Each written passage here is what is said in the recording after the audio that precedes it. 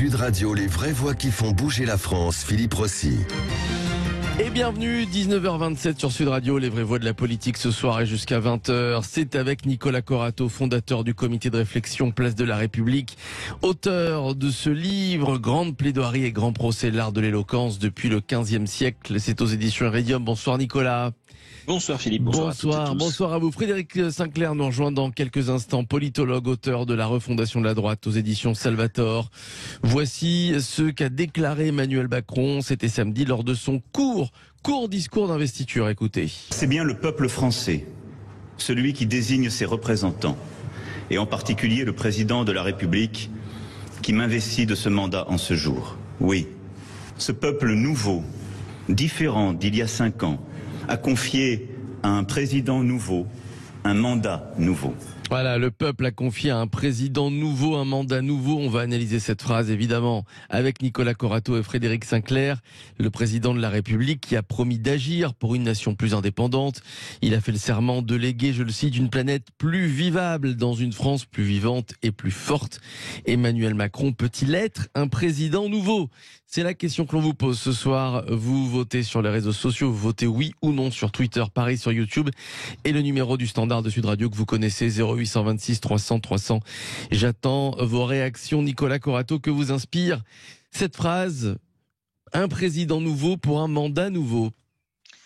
Eh bien, mon cher Philippe, je pense que vous oubliez le 3e terme de cette phrase qui, moi, me questionne le plus. Un peuple nouveau. Oui.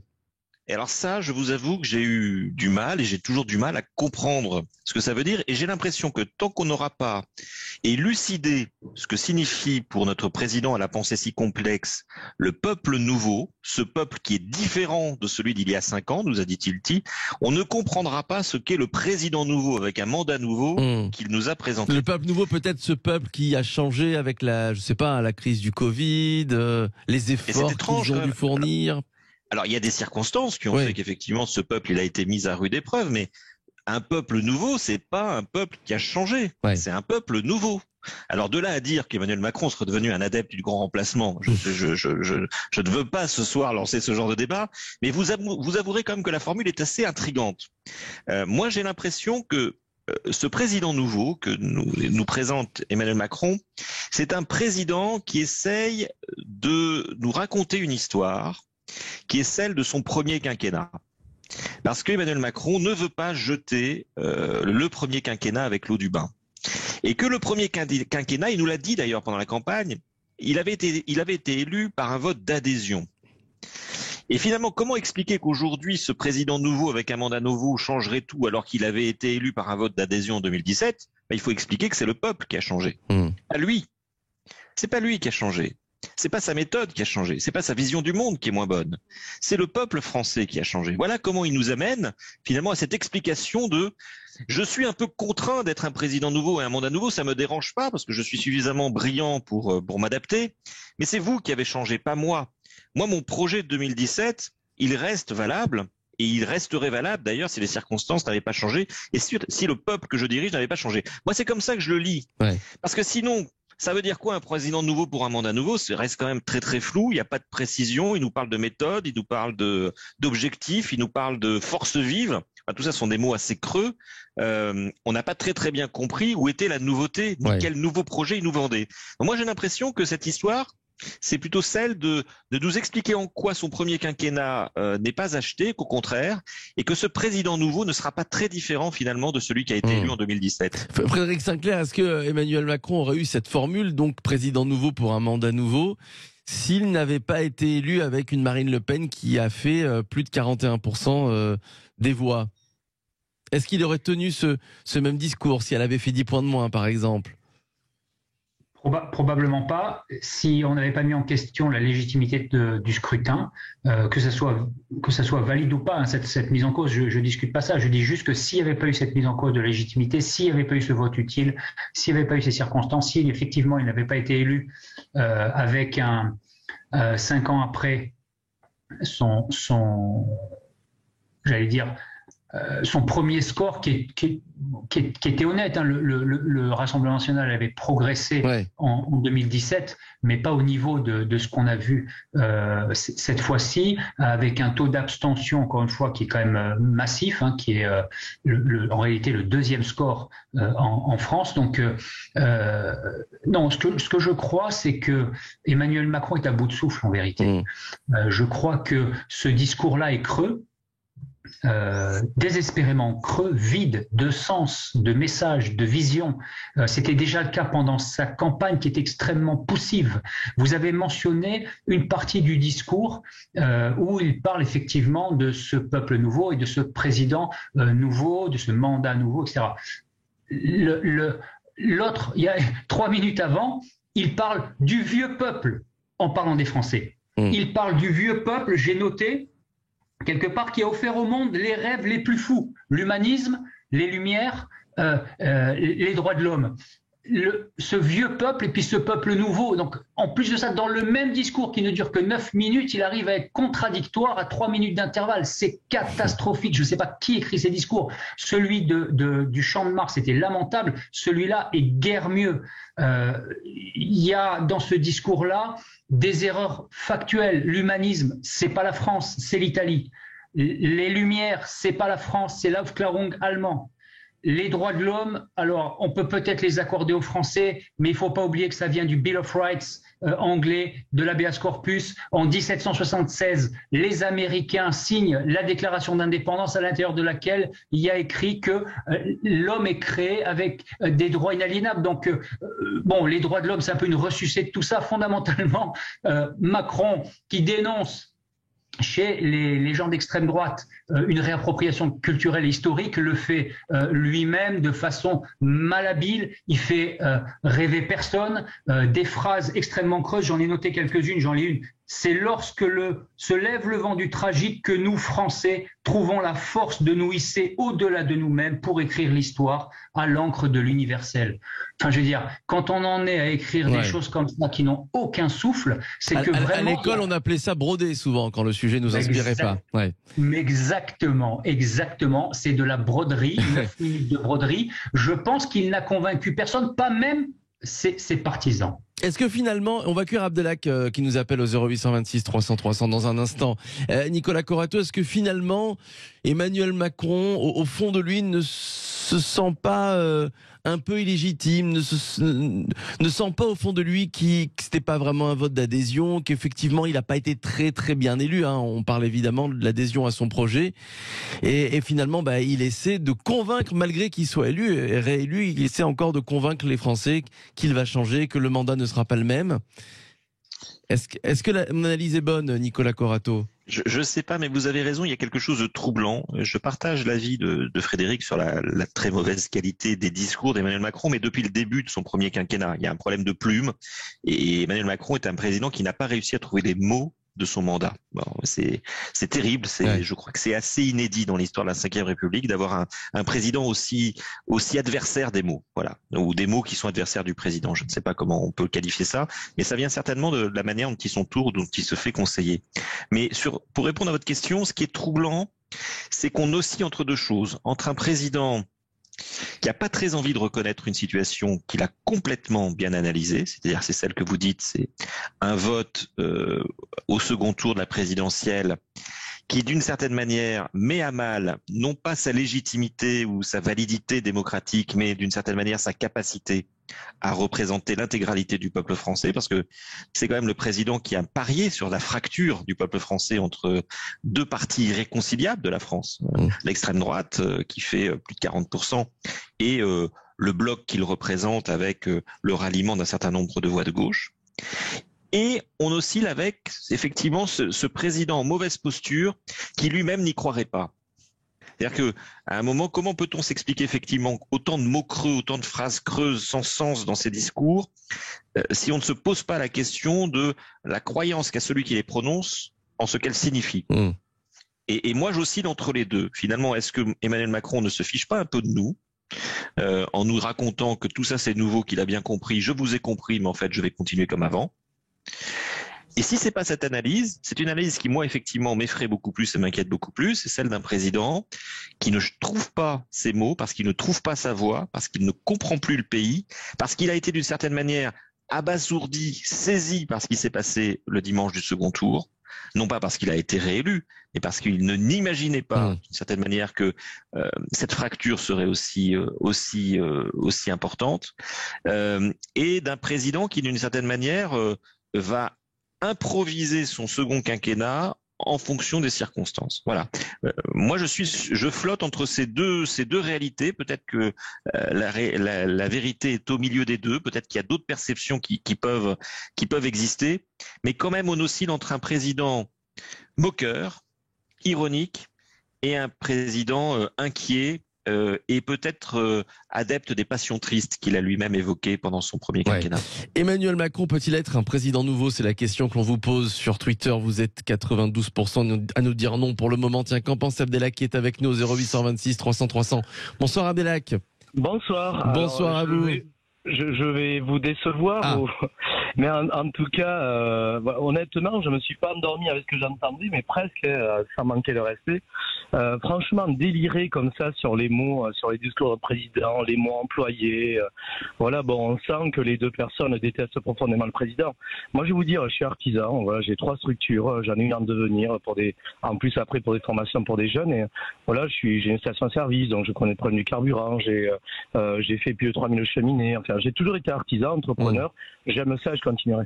Moi, ce qui me désole, c'est ça pleurniche depuis l'élection présidentielle. Ça pleurniche et même un peu avant. Ça chialote tout le temps. La réalité, nous les artisans, en tout cas, enfin nous, je sais pas combien j'en représente, mais les gens qui travaillent, je pense les jeunes actifs plutôt vifs, nous, ils représentent pas du tout ça, le président de la République. Là, son discours, je pense que c'est plutôt un ras-le-bol. Quand vous êtes élu, après avoir quand même lutté contre le Covid, voilà, que c'est quand même une crise qui était inédite mondialement, que vous finissez par vider des caisses qu'on n'a même pas, parce que c'était le quoi qu'il en coûte, pour que les entreprises survivent en versant largement des sommes entre 5 et 10 000 euros et plus pour encore d'autres, en acceptant de faire des emprunts à 0% pour ces entreprises-là aussi, parce que sans entreprise, il n'y a pas de salariés, et sans salariés, il n'y a pas d'entreprise. Quand on l'a lâché comme ça du chômage à temps partiel en veux-tu en voilà, pour que les gens ne meurent pas aussi fortement que dans d'autres pays, donc on versait un chômage partiel, on laissait les gens tranquillement, contrairement par exemple aux Américains où les maisons ont été saisies. Vous voulez dire que le chef de l'État a été plus qu'à la hauteur avec les Français pendant la crise du Covid? Mais quand on se pose, si c'était un robot plutôt que des humains délirants qui prenaient juste le résultat, ce qu'il a fait absolument, ce qu'il a fait, le rapport de ce qu'il a fait, mais c'est énorme, c'est gigantesque. Ça s'appelle l'État-providence, c'est quand on suit les entreprises avec l'argent de l'État. C'est des trucs de gauche. On veut le mettre à droite et tout. Là, il est juste écœuré, comme moi j'étais écœuré, parce qu'en plus je suis d'origine maghrébine, français, fier de l'être, landais en plus. Il est écœuré quoi, que 41% des Français aient voté Marine Le Pen? Bien sûr, mais il y avait autre chose à faire que de discuter, que d'avoir à se taper 41% des Français qui viennent vous raconter que c'est utile de voter Front National. Mais il pourrait se poser la question à l'inverse, c'est-à-dire pourquoi autant de Français ont voté Marine Le Pen? Mais monsieur, vous savez la réalité, je vais vous dire la réalité, parce qu'on ne peut pas trop le dire, parce que vous savez, il faut toujours rester diplomate en France. Les Français sont nazes en politique, c'est des chèvres. C'est la majorité, il y a les 35% de Français qui s'intéressent à la politique, vous les avez retrouvés lors du vote des régionales. Vous savez, c'est vraiment les vrais Français, en tout cas les Français responsables, les citoyens responsables, qui vont voter, qui connaissent l'importance, qui ont un minimum de culture. De toute façon, c'est pas compliqué. On s'est retrouvé quand même avec 36%. On s'est quand même retrouvé avec 36% des gens qui ont voté au premier tour pour M. Macron, qui étaient aux alentours des Bac plus 5, et vous avez 36%, comme par hasard, c'était des salariés qui votaient Front National. Donc il y a un problème de culture, mais je suis fils de salarié, et j'en ai aucun problème. Moi, ce que je veux dire, c'est qu'on a l'habitude dans ce pays de toujours chier sur tout. C'est impressionnant, ça pleurniche, ça n'en peut plus, ça va donner 36 000 interprétations, c'est pire que la Bible. Les moindres mots, qui c'est qui a écrit pour lui? Mais mon gars, attendez, mais messieurs, mais réveillez-vous. Là, il y a 3 millions d'emplois qui sont non pourvus. Nous, les entrepreneurs, on en a plein le cul d'attendre les gens. Abdelhak, on travaille, on en a marre. Je vais faire réagir Nicolas Corato et Frédéric Sinclair. Tiens, je reprends vos propos, Abdelhak. Nicolas Corato, est-ce que vous avez l'impression qu'on chie toujours tout sur tout ? Non, mais moi, je n'utiliserai pas ces mots parce que, comme le dit votre auditeur, moi, je suis très très attentif aux mots qu'on prononce, et notamment les mots les plus mal choisis ou les plus vulgaires. Donc, je les emploie pas. Moi, j'ai pas l'impression d'être un vieux ni un inactif. Il se trouve aussi que j'ai une entreprise et que j'ai des salariés, que j'ai les mêmes problématiques et que ma condition professionnelle ne fait pas mon avis. Et qu'un pays, effectivement, où on ne débattrait, où on ne ferait voter que les gens dont on imagine qu'ils sont susceptibles d'être dignes de voter, ça a un nom, ça s'appelle une oligarchie, ça s'appelle le suffrage censitaire. Depuis l'instauration du suffrage universel en France, on imagine, mais peut-être que c'est une mauvaise idée, que l'opinion de chacun est respectable et que le vote de chacun est respectable. Alors on peut dire aussi demain, moi je ne suis pas un partisan du Front National et du Rassemblement National, et je pense que les électeurs qui ont voté Marine Le Pen ont eu tort. Mais je ne me permettrai jamais de dire à ces électeurs qu'ils doivent sortir du jeu démocratique parce qu'ils n'en sont pas dignes, parce qu'ils n'en sont pas à la hauteur, parce qu'ils n'ont pas l'expérience professionnelle ou je ne sais quoi. Il y a plein de gens qui montent pas des entreprises et qui ont des expériences professionnelles et des expériences personnelles de vie qui valent la peine d'être vécues. Il y a même des gens qui ne sont rien, selon Monsieur le Président Macron, et qui ont des choses à dire et qui ont un avis à donner. Et cet avis est tout aussi respectable que les gens qui sont tout selon le même Président de la République. Donc moi, je ne fais pas de dichotomie, et je pense qu'il faut respecter les avis de tout le monde dans une démocratie. Alors après, est-ce qu'on chiale, comme le disait votre auditeur ? Non, on essaye de commenter le premier discours du second quinquennat de notre Président de la République, et d'y trouver des moyens de penser l'avenir, des moyens d'espérer et des moyens de faire avancer notre peuple. Et est-ce qu'on a le droit de dire qu'on les a pas trouvés ? Ben oui, on a le droit de le dire. On a le droit de dire que ces mots sont creux. Ça s'appelle la démocratie, ça s'appelle la liberté d'expression. N'en déplaise à ceux qui ne sont pas d'accord et qui ont le droit de s'exprimer. Ce que dit Abdelhak, c'est que je pense qu'il est d'accord sur le fait que le discours était un peu creux, mais il dit que le chef de l'État est un peu abasourdi parce qu'il s'est pris le soir du second tour, c'est-à-dire 41% des Français qui votent pour Marine Le Pen. Mais moi, c'est ce que je voudrais dire à votre auditeur. Malheureusement, c'est Emmanuel Macron qui a voulu organiser ce débat et ce duel entre lui et l'extrême droite. Ça fait 5 ans qu'il le prépare. Ça fait 5 ans qu'il organise la destruction méthodique de tous les pans politiques de ce pays pour se retrouver seul face à l'extrême droite. Il ne peut pas se retrouver aujourd'hui abasourdi. Il a préparé cette situation. Donc s'il est abasourdi, c'est qu'il n'a pas pensé l'avenir. C'est encore plus grave. C'est encore plus inquiétant. Ça veut dire que c'est vraiment un apprenti sorcier. Frédéric Sinclair, il nous reste une petite minute 30. Frédéric Sinclair sur ce qu'a dit Abdelhak. Donc en quelques mots, il y a deux parties. Donc il y a une partie, comme l'a souligné Nicolas Corato, qui est méprisante à l'égard d'une partie des Français qui ne pensent pas comme lui. D'ailleurs, c'est assez courant dans la Macronie d'exprimer ce genre de mépris vis-à-vis de tous ceux qui pensent différemment. Vous savez, dans une gare, on croise des gens qui réussissent et puis des gens qui ne sont rien.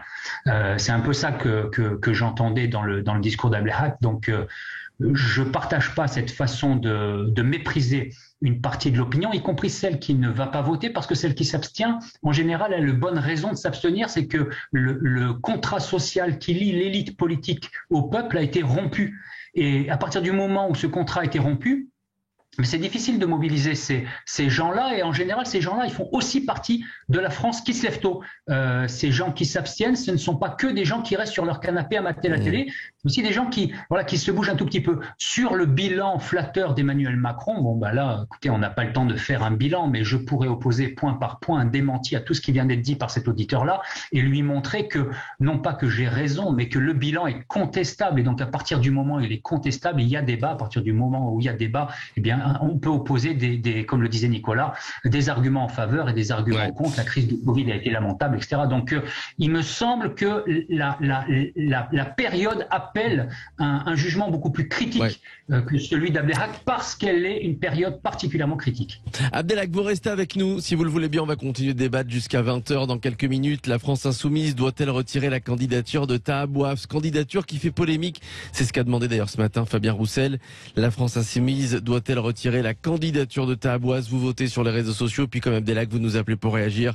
0826 300 300. On en débat avec Nicolas Corato et Frédéric Sinclair. À tout de suite. Sud Radio, les vraies voix qui font bouger la France, Philippe Rossi. Ce sont les vraies voix de la politique ce soir et jusqu'à 20h avec Nicolas Corato, fondateur du comité de réflexion Place de la République. C'est avec le politologue Frédéric Sinclair. La France insoumise doit-elle retirer la candidature de Taha Bouafs? Taha Bouafs, investi à Vénissieux pour la nouvelle Union populaire écologiste et sociale, condamné en première instance pour injure raciale, pour avoir qualifié Linda Kebab d'arabe de service. La France insoumise doit-elle retirer la candidature de Taha Bouafs? C'est ce que demande Fabien Roussel. On l'écoute. Je ne comprends pas que la France insoumise puisse présenter quelqu'un sous ses couleurs qui a été condamné en première instance pour injure raciale. Moi-même, j'ai déposé un texte de loi demandant à rendre inéligibles ceux qui avaient de telles condamnations. Alors il a fait appel, mais ça veut dire qu'il pourrait être condamné en deuxième instance et s'il était élu, devoir remettre son mandat. Ce n'est pas acceptable. C'est la raison pour laquelle nous demandons à la France insoumise de revoir cette candidature. Alors, Nicolas Corato, est-ce que c'est un sujet, la candidature de Taha Bouafs ou pas? Écoutez, j'ai l'impression que en passant au scanner les 577 candidatures de la NUPES, les opposants, parce que ça prend beaucoup de temps, beaucoup de monde, cette histoire de l'alliance à gauche, ça a surpris tout le monde, mais c'est très bien. On a trouvé un cas à livrer aux médias, et d'ailleurs on en parle encore ce soir, qui est celui de Taha Bouafs. Alors moi je vous avoue que Taha Bouafs, je le connaissais pas plus que ça avant cette polémique. J'avais compris l'histoire des vidéos de l'affaire Benalla, mais j'avais pas suivi ces démêlés de plateaux télé ou de tweets avec Linda Kebab ou je ne sais qui ensuite. Juste pour précision quand même, parce qu'il faut préciser, il n'a pas été condamné pour injure raciale, il a été condamné pour injure publique. Ouais. C'est pas la même chose juridiquement. Non mais ça a son importance. Ouais. Après, faut-il retirer ce genre de candidature? Certainement oui, mais ça c'est c'est la vie de ce genre d'alliance, d'aller investir, d'aller vérifier les investitures, d'échanger des arguments, de débattre. Je comprends que Taha Bouafs a été imposé par la France insoumise, qu'il ne correspond pas aux valeurs des uns et des autres. Ils ont qu'à se trouver un terrain d'entente. Mais moi je suis pas plus entre guillemets choqué que ça. Je veux dire, je ne pense pas que c'est un fait politique. Ce monsieur ne représente pas à lui seul l'alliance inédite qui a été nouée la semaine dernière et qui fait que pour la première fois quasiment depuis l'existence de la Ve République, nous aurons en France un seul candidat de gauche dès le premier tour aux élections législatives. Donc moi je préfère parler de ça plutôt que de ce monsieur. Vous pensez que Taha Bouafs c'est le bouc émissaire de tous les opposants à cette union de gauche? Non, je pense que c'est le meilleur moyen de parler négativement de cette alliance qui pose une difficulté effectivement à tout l'échiquier politique, ce que je veux bien entendre. Ouais, Frédéric Sinclair. Bon, moi cette affaire m'intéresse beaucoup. Non pas à cause de Taha Bouafs, parce que je suis assez proche de Nicolas Corato. Je ne le connaissais pas beaucoup avant l'affaire. J'avais suivi un tout petit peu de loin. J'avais vu son nom passer plusieurs fois, mais pas forcément pour les affaires dont on a parlé, que vous avez mentionné. Il a notamment parlé du voile à un moment en disant que ce qui posait problème, c'était pas le voile des petites filles, mais le regard de l'homme blanc. Donc là, on a un sujet quand même. Ensuite, il a traité une femme de pute blanche. Il lui a dénié le droit de reprendre, pute blanche c'est ses termes, de reprendre une citation de Rosa Parks. Donc, il a défilé avec les islamistes au moment de la marche contre l'islamophobie. Il y a un vrai sujet. D'accord, donc ce n'est pas qu'une histoire de condamnation. Ce n'est pas qu'une histoire de condamnation. Et bon, il y a l'affaire du CRIF avec Benoît Hamon et des petits fours. Donc, il y a un sujet, mais moi, ce qui m'intéresse, c'est pas sa personne finalement qui m'indiffère assez, c'est ce qu'il représente. Pourquoi? Parce que même si je trouve tout à fait légitime la position de Roussel, Fabien Roussel, parce que je crois que comme il y a un sujet, il doit se prononcer, il doit en demander exclusion. Si j'étais à la place de Jean-Luc Mélenchon, je la refuserais, cette exclusion. C'est-à-dire, je maintiendrai Taha Bouafs dans le pool LFI. Pourquoi? Parce que pour moi, c'est une composante de la France insoumise. C'est-à-dire ce wokisme indigéniste, décolonialiste, tendance racialiste fait intégralement partie de la mouvance intellectuelle de gauche aujourd'hui. Alors bien évidemment, elle heurte la gauche républicaine, mais elle traverse la gauche. Et c'est pour ça que j'adore cette séquence, parce que pour la première fois, je trouve, enfin, la gauche ne peut plus esquiver ces sujets. Elle est obligée de s'en emparer, elle est obligée de se diviser, elle est obligée d'en discuter, Et donc, elle est obligée de se positionner. Jusque-là, on mettait les choses sous le tapis. Dès qu'apparaissait la question de l'identité d'une manière ou d'une autre, on disait ah, mais ça, c'est un truc de facho, d'extrême droite. Nous, on n'en parle pas. Nous, c'est le pouvoir d'achat, c'est l'écologie, c'est tout ce qui est beau, l'humanisme, etc. Eh ben non. Eh ben non. La gauche, l'union de la gauche, c'est aussi ce sujet-là. Et il va falloir se prononcer. Bernard Cazeneuve et d'autres sont partis parce que pour eux c'était inacceptable. Et ce qui les a fait partir, c'est pas la position de Mélenchon sur l'écologie ou sur la retraite à 60 ans, c'est la question identitaire. Et donc cette question identitaire n'est pas une invention de facho. Cette question identitaire est une question du réel, posée par la base, posée par le réel, et c'est en train de remonter. Et je trouve ça absolument fantastique. J'adorerais voir M. Tahabouaf à l'Assemblée, et j'adorerais qu'on continue de parler de ces questions-là pendant 5 ans. Alors Michel Picard, maire de Vénissieux, veut se présenter. Est-ce que, et c'est la question que tout le monde se pose, est-ce que le PC va investir donc Michel Picard devant Tahabouaf? Il a sous-entendu que c'était fort possible, Fabien Roussel, ce matin. Tiens, pour finir, Abdelhak, qu'en pensez-vous? Abdelhak. C'est pas possible, je reviens 30 secondes sur les réponses tout à l'heure de la première question. Alors, d'accord, ok, bon. Si c'est possible. Oui, enfin, on s'en rappelle plus trop. Sur le président nouveau, Emmanuel Macron, un président nouveau pour un mandat nouveau. Pour répondre. Alors, en 10 secondes. D'accord. Allez-y.